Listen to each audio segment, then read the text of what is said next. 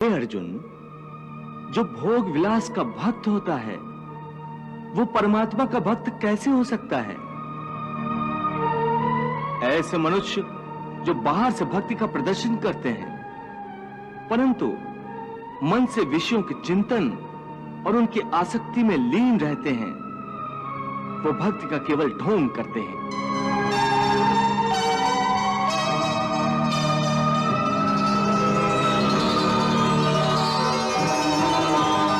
वो योगी नहीं, ढोंगी होते हैं। इन्हें मिथ्याचारी कहते हैं। विषया विनिवर्तन्ते निराहारस्य देहिनः रसवर्जम रसोप्यस्य परम दृष्ट्वा निवर्तते।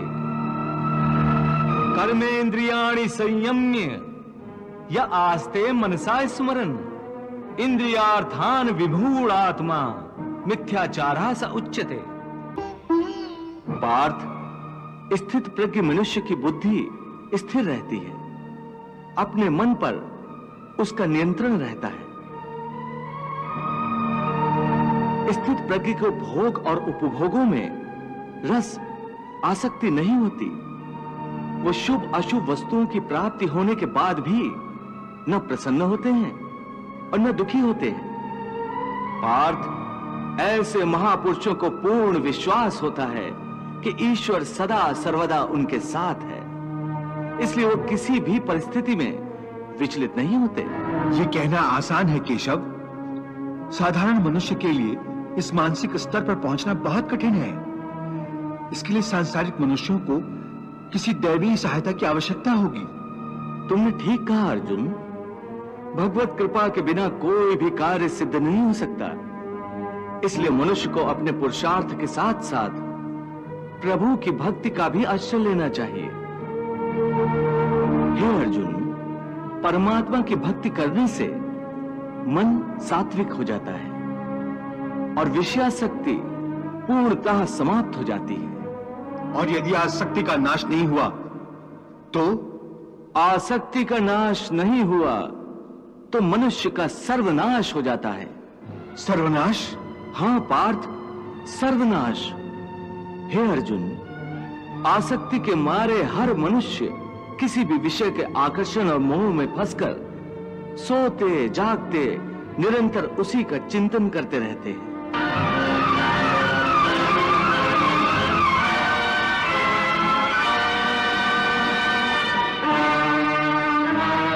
जैसे कोई मनुष्य किसी सुंदर स्त्री के प्रेम में पड़ जाता है, जो जागते हुए उसी की कल्पना और सोते में उसी के सपने देखता है।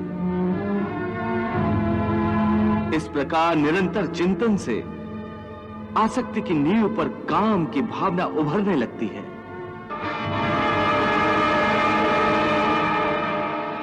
काम या वासना में थोड़ी भी रुकावट आने से क्रोध का आगमन हो जाता है।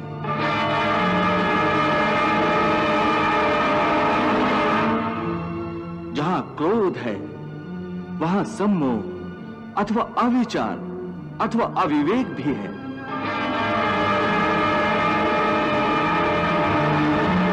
जिस प्रकार प्रचंड वायु के झोंके से दीपक की ज्योति बुझ जाती है, उसी प्रकार काम जनित अविवेक की आंधी से मनुष्य की स्मृति नष्ट हो जाती है।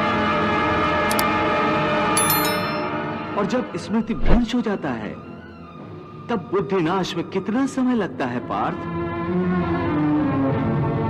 चैतन्य का नाश होने पर जो दशा शरीर की होती है, ठीक वही दशा बुद्धि का नाश होने पर मनुष्य की हो जाती है। बुद्धिनाश के कारण मनुष्य का भी सर्वनाश होता है।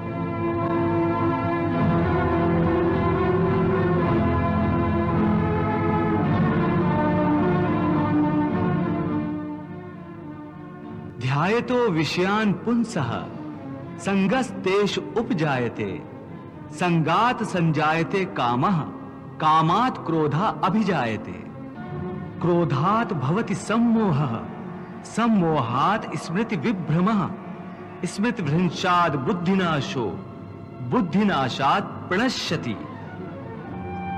वाह, कितनी महत्वपूर्ण बात कही है प्रभु ने। इसका अर्थ केशव, आसक्ति सर्वनाश का मूल है।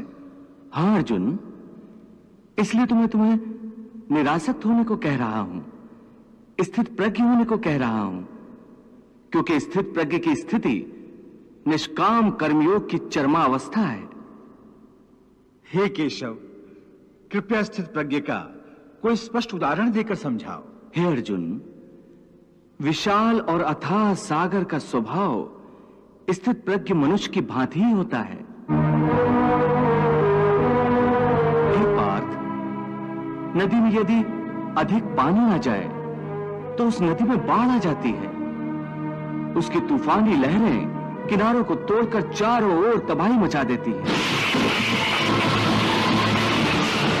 यह हाल एक क्षुद्र मन वाले व्यक्ति का होता है। थोड़ा सा धन, थोड़ी सी सफलता उसे हजम नहीं होती, और धन और सफलता के नशे में चूर वो मर्यादाएं तोड़कर एक ओछे इंसान की तरह हरकतें करने लगता है।